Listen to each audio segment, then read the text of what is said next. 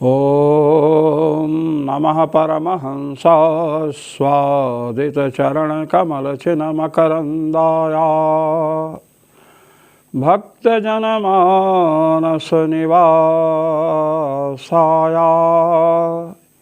श्रीरामचन्द्राय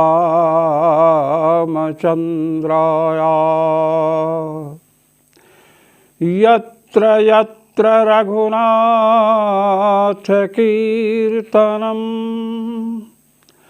तत्र तत्र कृतमस्तकाञ्जलिं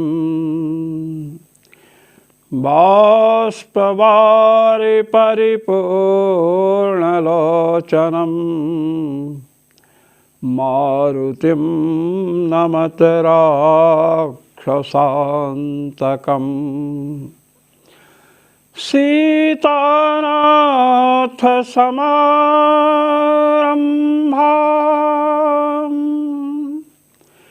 रामानन्दार्यमध्यमाम् अस्मदाचार्यपर्यन्तां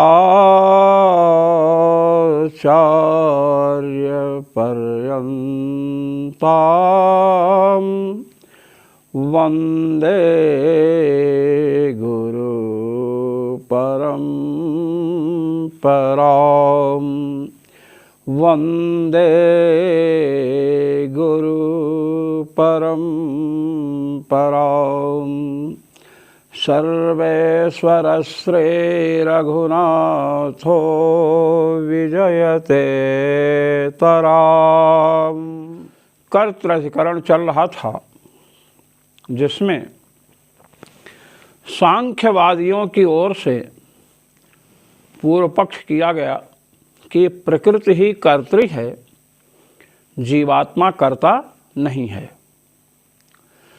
और उसका निराकरण वेदांती महानुभावों की ओर से किया गया कि दर्श पूर्णमासाभ्याम यजेता स्वर्ग कामः अग्निहोत्रम जुहोति मोक्षुर ब्रह्मोपासीत इत्यादि जो विधिवाक्य हैं वह स्वर्ग की साधनता दर्श पूर्णमास याग में, भगवत प्राप्ति की साधनता भगवत भक्ति में, निधिध्यासन आदि में बतलाते हैं। शासनाच्चा शास्त्रम, जो शासन करे वही शास्त्र होता है। जीवों की प्रवृत्ति सत्कर्म में शास्त्र कराते हैं और निषिद्ध कर्म से हटाने के लिए उपदेश देते हैं।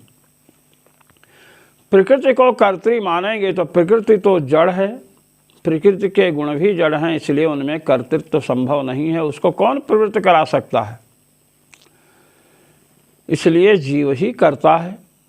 शास्त्र फलम प्रयोक्तरि, शास्त्रोक्त जो साधन हैं उनका फल जो बतलाया गया है वह किसको मिलता है? प्रयोक्ता को, भोक्ता को, कर्ता को मिलता है। तो यदि प्रकृति कर्त्री है तो जो कर्ता होता है, जो कर्म करता है, वही फल का भोक्ता होता है। यह सामान्य नियम है। यदि आप प्रकृति को कर्त्री मानेंगे तो फल की भोक्त्री भी प्रकृति को ही सांख्यवादियों आपको मानना पड़ेगा। ये बात कही। ऐसा तो नहीं है भोजन आप करें और क्षुधा की निवृत्ति हमारी हो। जो भोजन रूपी कर्म करेगा, भूख की निवृत्ति, भूख का शमन भी उसी व्यक्ति का होगा। तो शास्त्र फलम प्रयोक्तरि, शास्त्र का फल कर्ता को मिलता है। तो प्रकृति को आप कर्त्री मानते हैं तो जो कर्म होते हैं उसका फल भी उसी को मिलना चाहिए।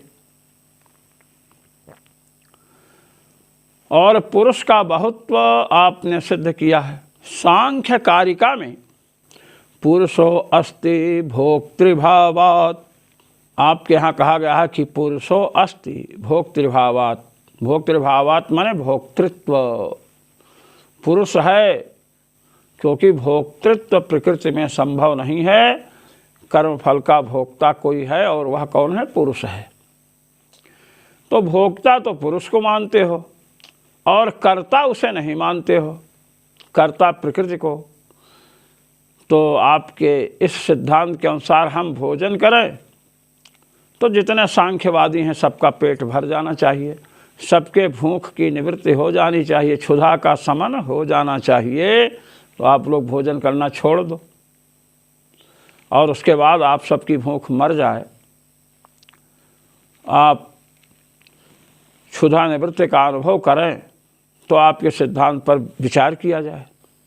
ऐसा तो होता नहीं है, दूसरों का भी छीन करके खा जाए। इसलिए जो करता है वही भोक्ता होता है। दर्श पूर्णमासाभ्याम यजेता स्वर्ग कामः, स्वर्ग की कामना वाले को दर्श पूर्णमास याग करने को कहा गया। तो प्रकृति जड़ है, प्रकृति के गुण भी जड़ हैं, उनमें क्या कामना होगी? कामना चेतन जीव का धर्म है, जीव में कामना होगी और वही दर्श पूर्णमास याग आदि के अनुष्ठान में प्रवृत्त होगा और वही स्वर्ग फल को भोगेगा। तो शास्त्रों के द्वारा बताया जा रहा है कि जीव ही करता है।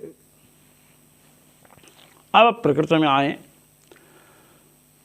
सांख्यवादियों ने कहा कि हमने एक बात कही थी आपसे, कल काठकोपनिषद का वचन हमने प्रस्तुत किया था। हमने कहा था हंतो चेन्मन्यते हंतुम हतश्चेन्मन्यते हतम उभौ तौ न विजानीतो नायम हंति न हन्यते।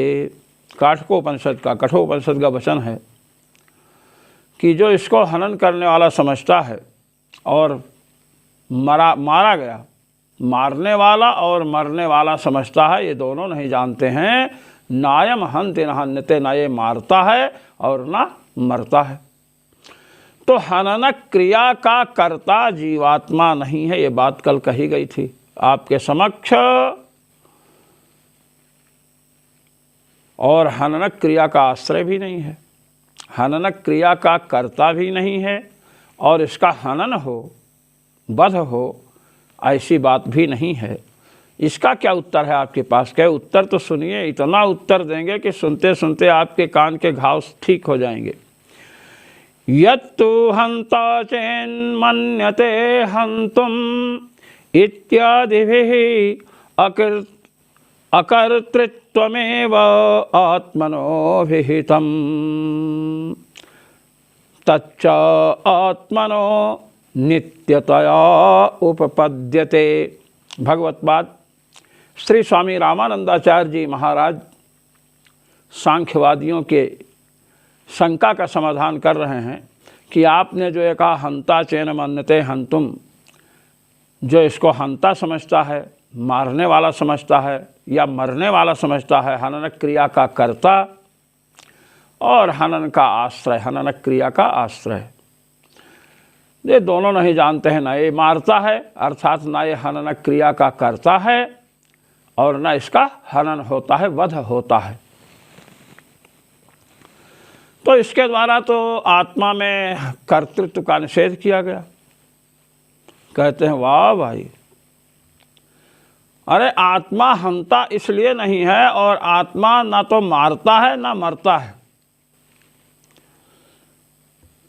अकर्तृत्व जो कहा गया है, नायम हंत, ये नहीं मारता है, और फिर आगे कहा गया न हन्यते, न मारा जाता है। तो आत्मा नित्य है, तो नित्य आत्मा को नित्य आत्मा कैसे मार सकता है? मरने वाली, नष्ट होने वाली वस्तु होती, उसके विषय में आप दृष्टांत देते तो हम मानते। आत्मा तो नित्य है, तच्चा आत्मनो नित्यतया उपपद्यते। आत्मा नित्य है, इसलिए नित्य जो आत्मा है उसको नित्य आत्मा मार नहीं सकता है।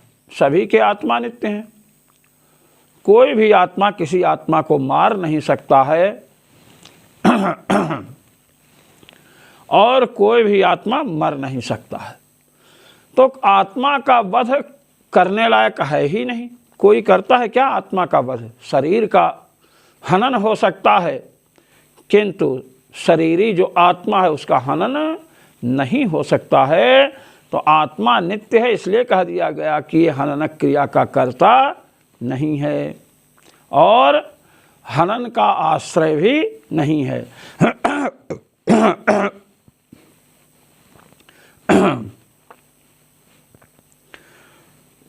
समाधान हो गया। आत्मा नित्य होने के कारण उसके हनन क्रिया के प्रति यह कर्ता नहीं बन सकता है। आप अपना घड़ा लाओ, मिट्टी का घड़ा जिसमें पानी भरते हो, हम उठा करके पटकते हैं, देखिए घटस्फोटन क्रिया के कर्ता हम हो रहे हैं कि नहीं। मुर्दा शरीर तो नहीं तोड़ सकता है, किंतु जीवित शरीर, सजीव शरीर जो है वही तोड़ सकता है। तोड़ने की इच्छा हो तदनुसार प्रयत्न करेगा, घड़ा फूट जाएगा। प्रकृते है, कहे एक वचन और हमने कहा था, प्रकृते है क्रियमाणानि गुणैः कर्माणि सर्वशः अहंकार विमूढ़ात्मा कर्ताहमिति मन्यते। एक वचन हमने भगवत गीता का प्रस्तुत किया था कि प्रकृतेः क्रियमाणानि गुणैः, प्रकृतेः गुणैः क्रियमाणानि सर्वशः कर्माणि। प्रकृति के जो सत्व रजस तमस ये 3 गुण हैं, इन गुणों के द्वारा ही संपूर्ण कर्म किए जाते हैं। फिर जीव क्या है, कहे अहंकार विमूढ़ात्मा कर्ता अहमिति मन्यते। अहंकार से मूढ़ हो करके, अविवेकी हो करके यह जीव अपने को कर्ता समझता है। तो भगवत गीता जो उपनिषदों की सार स्वरूपा है, उस भगवत गीता के द्वारा प्रकृति के गुणों के द्वारा कार्य किए जा रहे हैं, यह बतलाया गया। और जीवात्मा मिथ्याभिमान करता है, अर्थात जीवात्मा करता नहीं है, करता तो प्रकृति के गुण हैं। अंततः सत्व रजस तमस इन तीनों गुणों की जो साम्यावस्था है उसी का नाम तो प्रकृति है, अर्थात प्रकृति ही कर्त्री है, जीव करता नहीं है। भगवत गीता के अनुसार कहते हैं, इसका भी उत्तर हम दे रहे हैं। प्रकृतेः क्रियमाणानि इत्यादिकं तु सांसारिक प्रवृत्तिषु जीवस्य कर्तृत्वं सत्वादि गुण संसर्ग कृतम। कह सुनिए महाशय,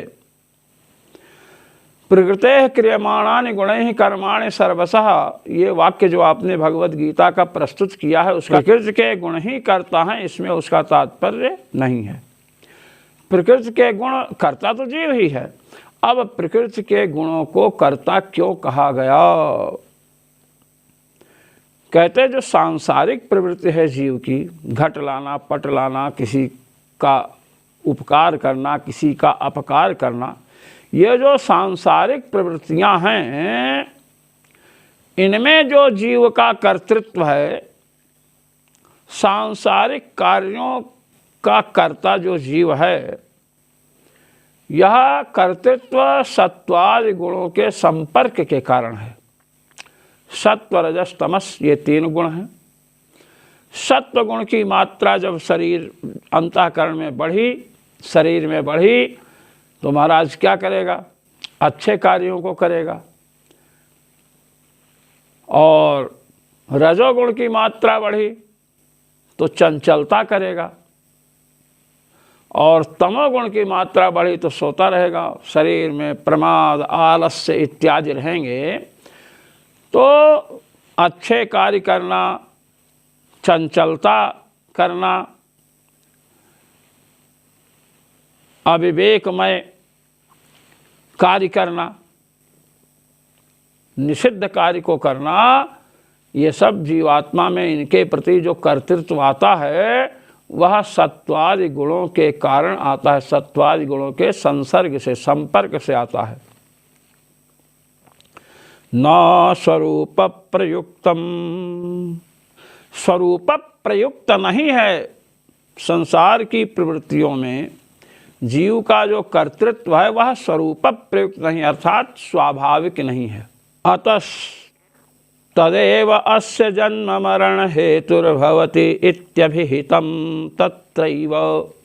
इसीलिए श्रीमद् भगवद गीता में जहाँ का आपने दृष्टांत दिया है, अहंकार विमूढ़ात्मा कर्ता हमिति मन्यते, वहीं पर आगे आप चलें तो वहाँ पर आया है कारणम गुण संगोस्य सद सदयो निजन्मसु।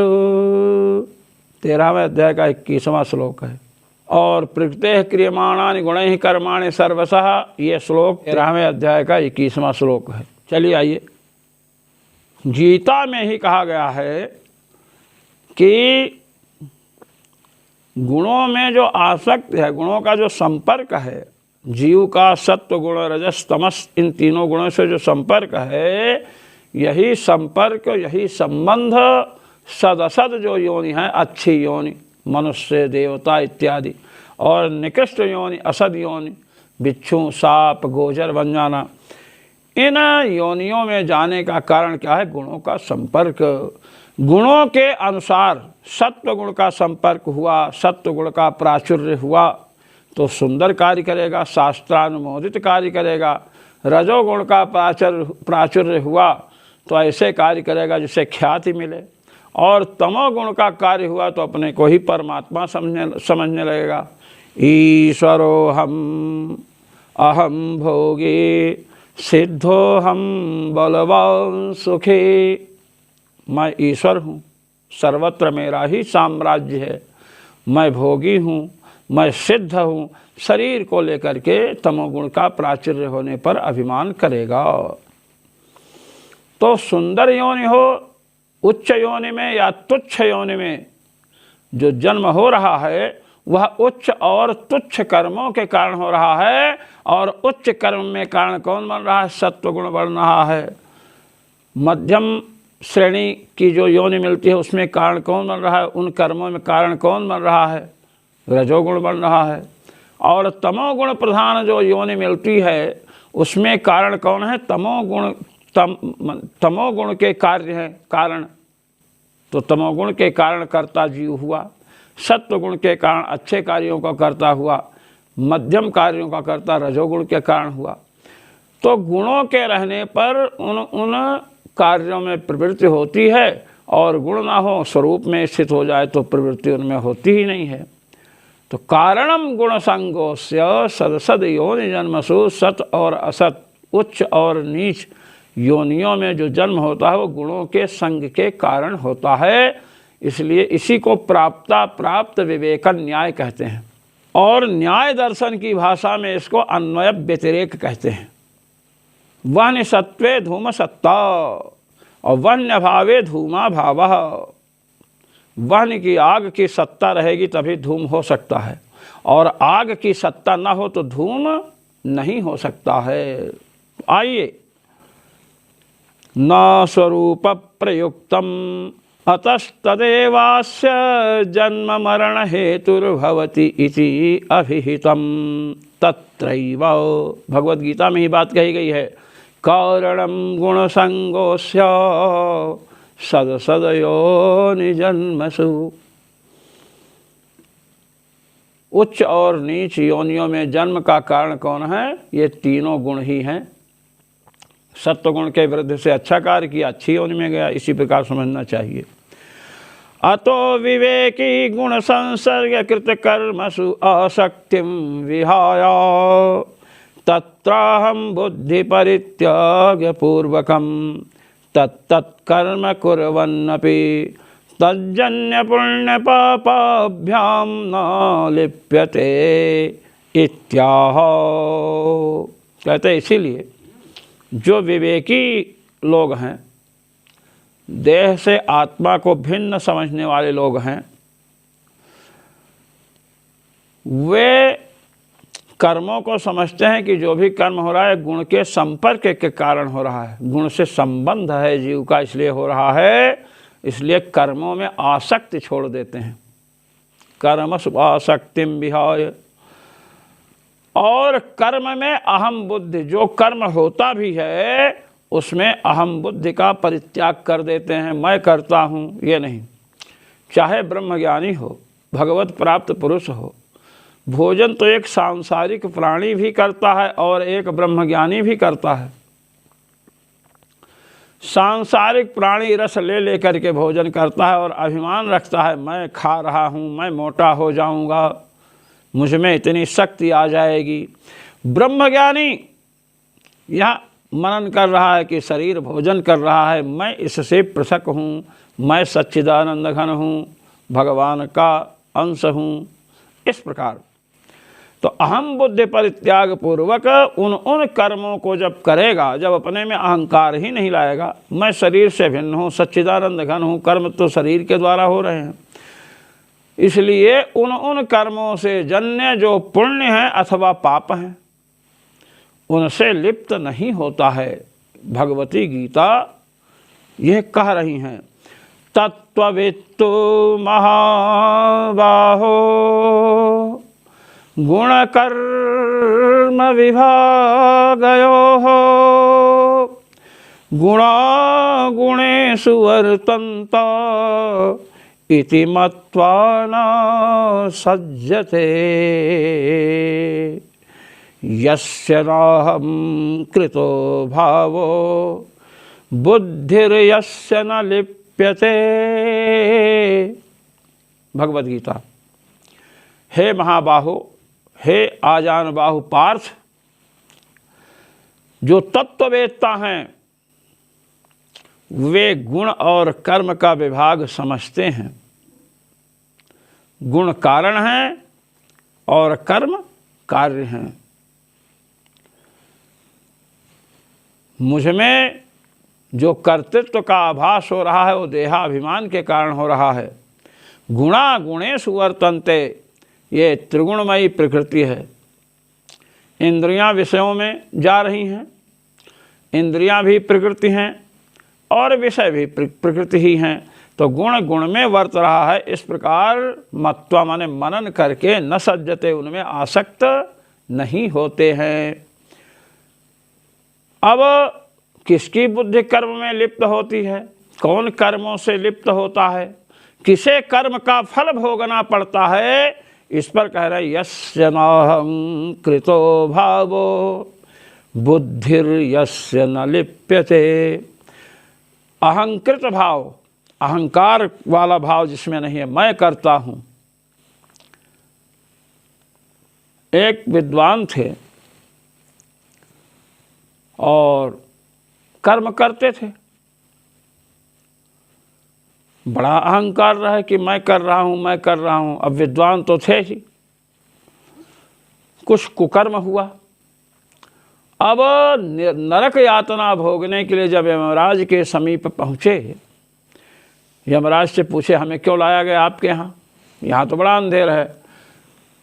धर्मराज ने कहा अंधेर नहीं है, आपके हाथों से कुकर्म हुआ, कुत्सित कर्म हुआ, निषिद्ध कर्म हुआ, उसका फल भुगताने के लिए आपको यहाँ लाया गया है।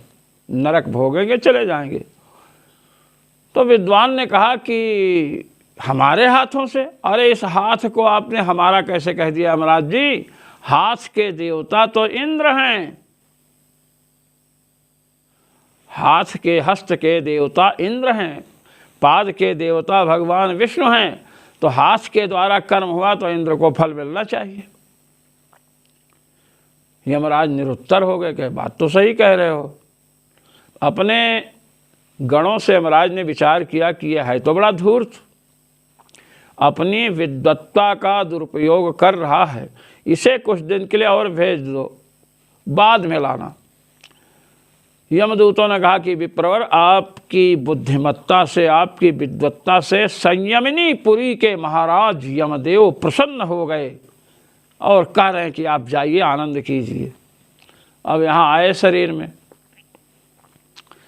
अब जब लौट करके आए तो इतना तो स्मरण है कि कुकर्म करने से यमपुरी जाना पड़ता है, तो महाराज अब सत्कर्म कर रहे हैं, दान दे रहे हैं, पुण्य कर रहे हैं, सब कर रहे हैं। और जब मृत्यु हुई तो फिर यमराज के यहाँ पहुँचे। यमराज ने कहा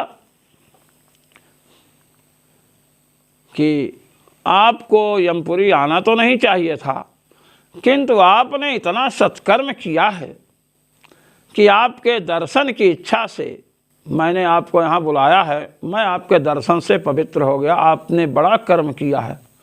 तब विद्वान ने कहा कि अरे इन हाथों का कमाल है, ये जो हाथ हैं ना इनका कमाल है, मेरे इन हाथों का कमाल है। मेरे इन हाथों ने इतना सत्कर्म किया महाराज, इतना सत्कर्म किया कि हम यहाँ आ गए, लोग वहाँ रो रहे हैं। यमराज ने यमदूतों से कहा कि पकड़ो इनको और यम नरक में डालो जा करके। कहे ऐसा क्यों कर रहे हैं?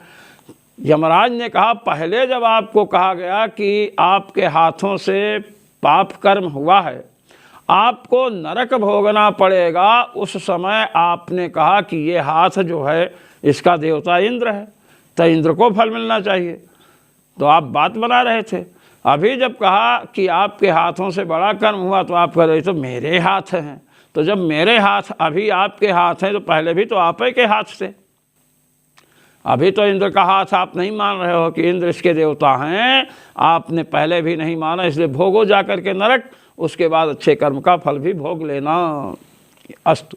तो यहाँ कह रहे हैं यस्य न अहंकृतो भावो बुद्धिर्यस्य न लिप्यते, जिसको अहंकार नहीं है कि मैं कर्म कर रहा हूँ और जिसकी बुद्धि लिप्त नहीं होती, कर्मों में आसक्ति नहीं हो रही है।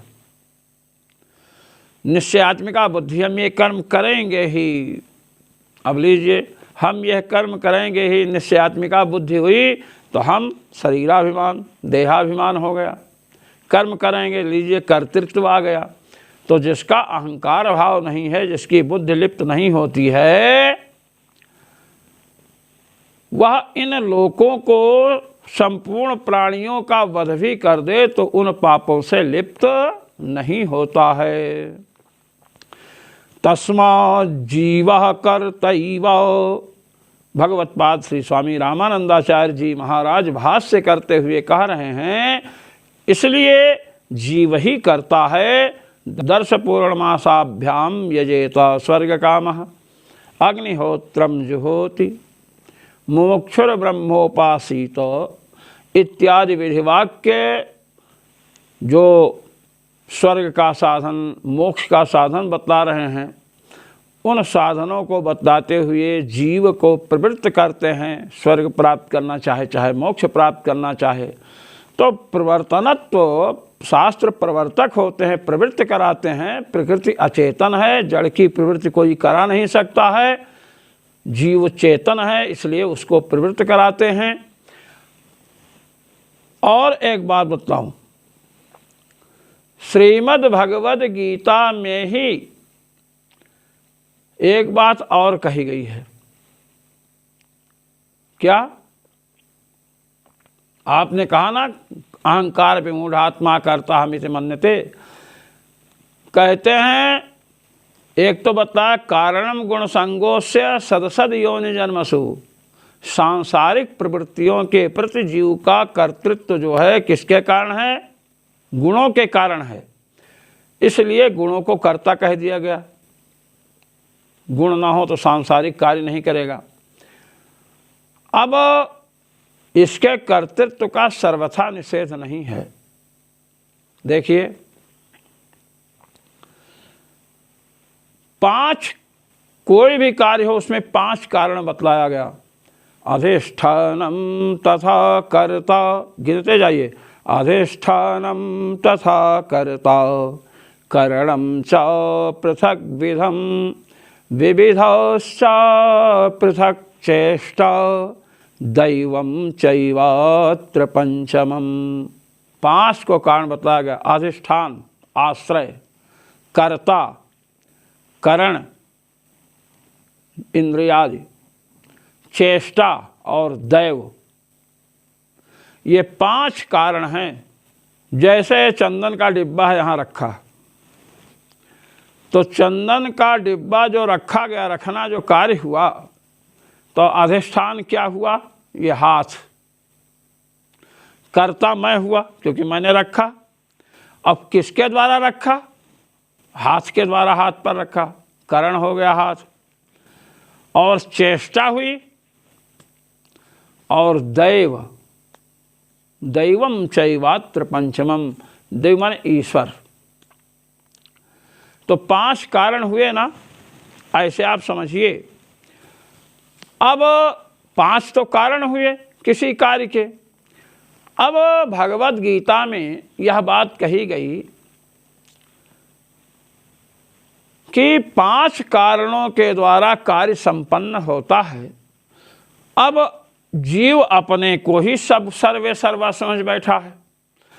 तत्रैवं सति कर्तारम् आत्मानं केवलं तु यः, तत्रैवं सति कर्तारमात्मानं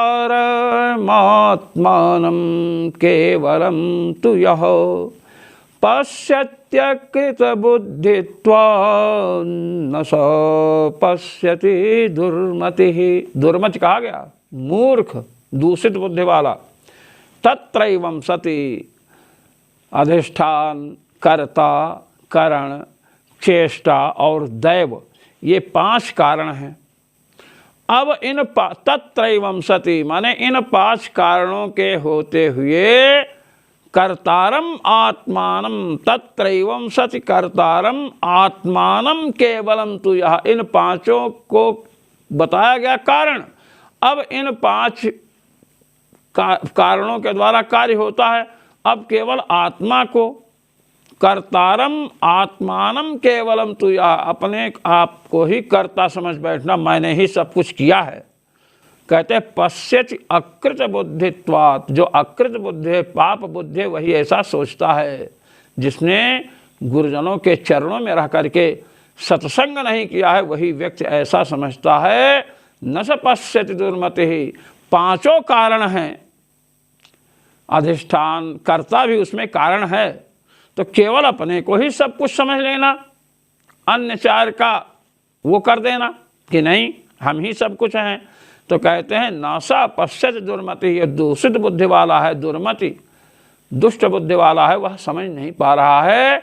तो यहाँ पर भगवत गीता में भी आत्मा के कर्तृत्व को बतलाया गया। तत्रैवं सति कर्तारम आत्मानं केवलम तु यः, आत्मा जीव को केवल कर्ता समझता है। जो वो एवं सच माने जब 5 कारण हैं तो केवल जीव को ही कर्ता समझ लेना कि यही सब कुछ किया है, तो दुर्मति है वो।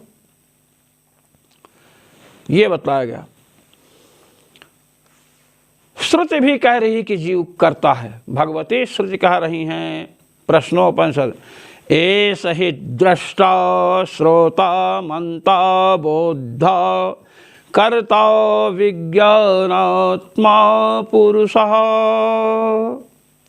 यह पुरुष जो विज्ञानात्मा पुरुष है, विज्ञान गुण वाला जो पुरुष है, यह दृष्टा है, साक्षात्कार करने वाला, चाक्षुष प्रत्यक्ष यही करता है, श्रोता श्रवण करता है, मनता मनन करता है, बोद्धा समझता है, कर्ता और क्रियाओं को संपन्न करने वाला है।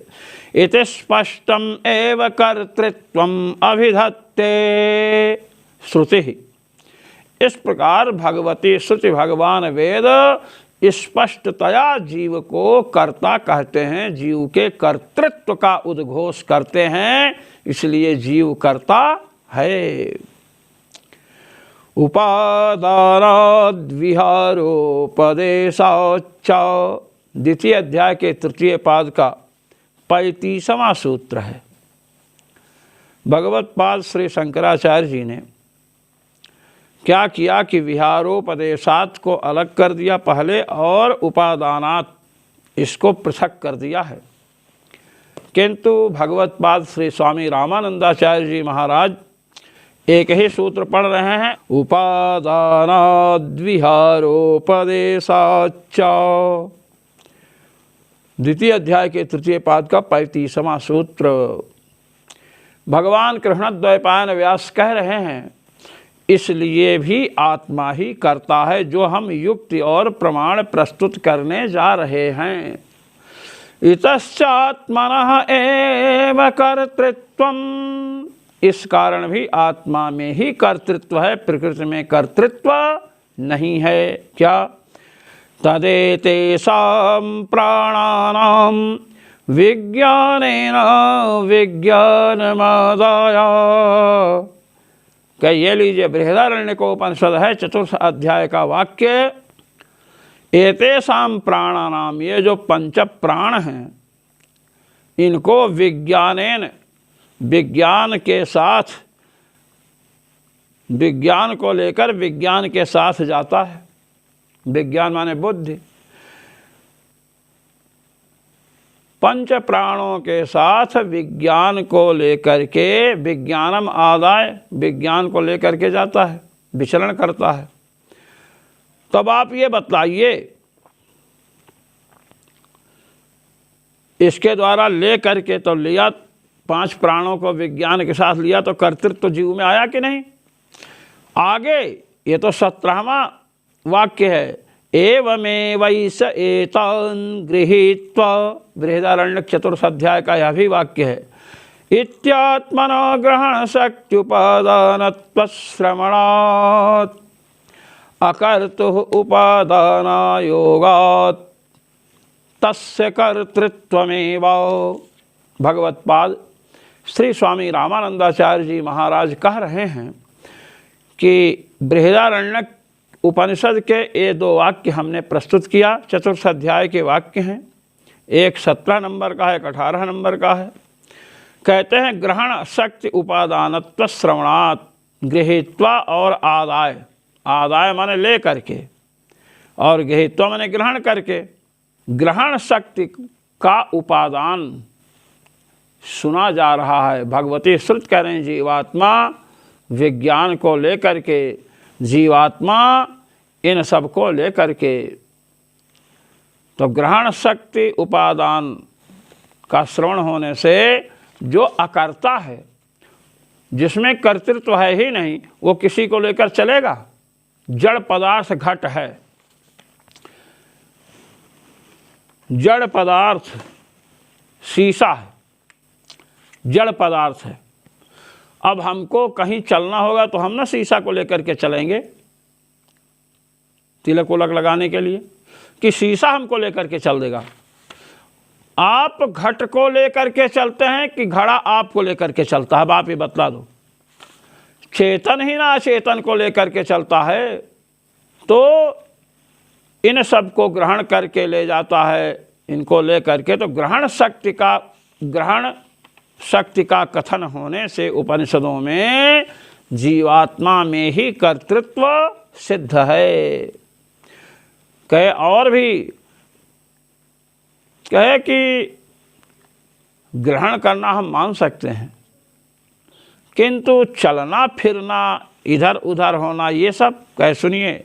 तथा तत्रैव स्वे शरीरे यथा कामं परिवर्तते, वहीं पर ये बात कही गई है। एवमेव एष एतान् गृहीत्वा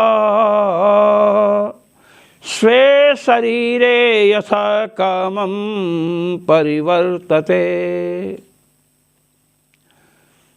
कहते हैं कि इनको लेकर के अपने शरीर में यथा कामम यथेष्ट, जैसी इच्छा हो वैसे ही परिवर्तते, वैसे ही व्यवहार कर रहा है, चल फिर रहा है।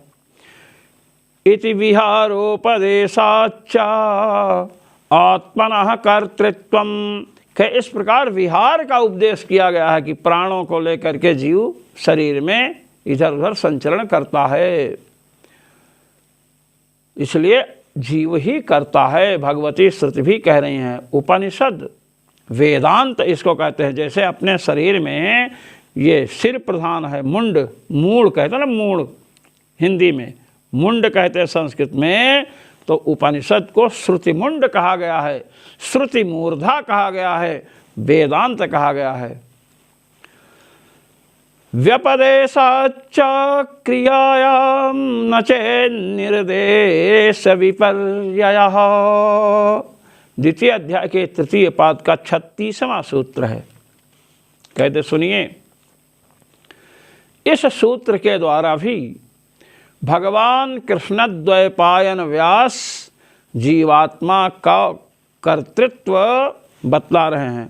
इतश्च जीवस्यैव कर्तृत्वम्, इसलिए भी जीवात्मा ही करता है। क्यों? विज्ञानम यज्ञम तनुते कर्माणि तनुते पिशा, तैत्तिरीयोपनिषद।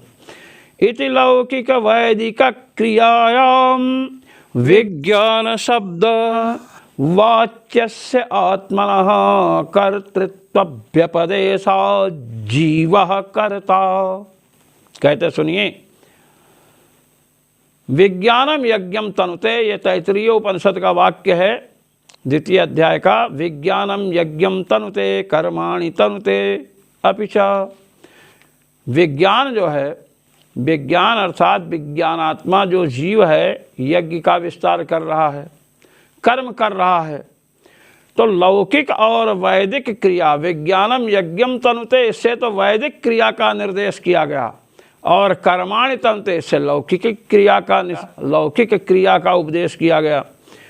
विज्ञान शब्दवाच्य जो आत्मा है, उसके कर्तृत्व का कथन ये भगवती तैत्तिरीयोपनिषद कर रही हैं, इसलिए जीव ही करता है।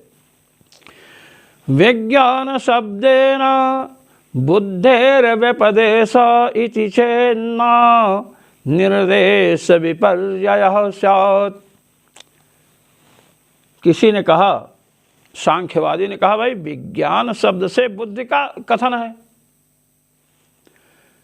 कि बुद्धि ही यज्ञ कर रही है, बुद्धि ही कर्म कर रही है। कहते इत चेत, क्या ऐसी शंका मत कीजिए। नहीं, क्यों? निर्देश विपर्ययः स्यात्, जो निर्देश है विज्ञानम यज्ञम तनुते कर्माणि तनुते पिचा, यह निर्देश विपरीत हो जाएगा, विरुद्ध हो जाएगा। कैसे? विज्ञानम इति कर्तृत्वेन व्यपदेशो न स्यात्, स्याच्च विज्ञानेन इति करणत्वेन। कहे कि विज्ञान शब्द से बुद्धि का निर्देश है, ऐसा आप कह रहे हो? कहे हाँ। कहे कि लगते हो बड़े बुद्धू, लगता है शास्त्र का संस्कार आपका बहुत मंद है। कहे क्यों? कहे बुद्धि तो साधन है, बुद्धि से निश्चय करके व्यक्ति संकल्प करता है, फिर यज्ञ आदि करता है। यहाँ कह रहे हैं विज्ञानम यज्ञम तनुते, विज्ञान को कर्तृत्वेन निर्देश कर रहे हैं। विज्ञान का निर्देश कैसे है? कर्तृत्वेन है। विज्ञानम इति कर्तृत्वेन व्यपदेशो न स्यात्, यदि विज्ञान से बुद्धि लिया जाए, विज्ञानम यज्ञम तनुते, यहाँ पर विज्ञान शब्द से यदि बुद्धि का ग्रहण होता तो बुद्धि तो करण है, साधन है। तो विज्ञानेन यज्ञम तनुते ये कहा जाता, कर्णत्वेन निर्देश होना चाहिए था। विज्ञानम यज्ञम तनुते जो कहा गया है तो कर्तृत्वेन निर्देश किया गया है, बुद्धि तो कर्तृ हो नहीं सकती है। सांख्यों ने क्यों कहा? क्यों? हम तो मानते कि आप मानते हो, आपके साथ हमारा संवाद चल रहा है कि प्रकृति कर्तृ हो सकती है क्या? प्रकृति जड़ है, जड़ में कर्तृत्व कैसे, जड़ में क्रिया कैसे संभव है? जड़ में हमने इतने शास्त्रीय प्रमाणों को प्रस्तुत किया और आपको बताया कि ये सब जीव को ही करता बता रहे हैं। इसलिए विज्ञानम यज्ञम तनुते कर्माणि तनुते पिचा, यहाँ पर विज्ञान शब्द से किसको लेना है? विज्ञानात्मा जीव को लेना है। तद्गुणसारत्वात्तु तद व्यपदेशः प्राज्ञवत्, ये पहले आ चुका है। तस्याश्च करणत्वात्, कहे वो बुद्धि जो है वो साधन है, कार्यों के प्रति साधन। कहते हैं भगवान इन्हें सद्बुद्धि दे तो अच्छा कार्य करें, तो सद्बुद्धि के द्वारा ना कार्य करेंगे। सद्बुद्धि से विचार करने की क्षमता आएगी कि ये अच्छा है कि बुरा है। नहीं तो भेड़िया धसान जैसे 20 भेड़ें जा रही हैं। एक अध्यापक ने प्रश्न किया छात्र से कि बतलाइए 20 भेड़ें जा रही हैं, गड्ढे में एक भेड़ गिरी तो कितनी बची? तो छात्र ने कहा एक भी नहीं बची। मैथ का अध्यापक था, उसने कहा क्यों 19 नहीं बची? बच्चे ने कहा सर आप मैथ गणित जानते हैं, भेड़ों के स्वभाव का ज्ञान आपको नहीं है, भेड़ों का स्वभाव आप नहीं जानते हैं। एक गिरेंगी तो 19 भी उसके नीचे चली जाएंगी गड्ढे में, इसे कहते भेड़िया धसान। तो कहते हैं इसलिए भेड़िया धसान वाली बुद्धि मत रखिए। जीव करता है, प्रकृति अचेतन है, इसलिए वह कर्त्री नहीं बन सकती है। जो मनीषी महानुभाव भगवत पाद श्री स्वामी रामानंदाचार्य जी महाराज द्वारा प्रणीत ब्रह्म सूत्र के आनंद भाष्य का श्रवण मनन किंवा निधिध्यासन करते हैं, उन सभी को सर्वेश्वर अनंतानंत ब्रह्मांड नायक रघुनायक श्री राम की ओर से अनंतानंत अनुग्रह और मेरी ओर से सादर सप्रेम। जय श्री राम।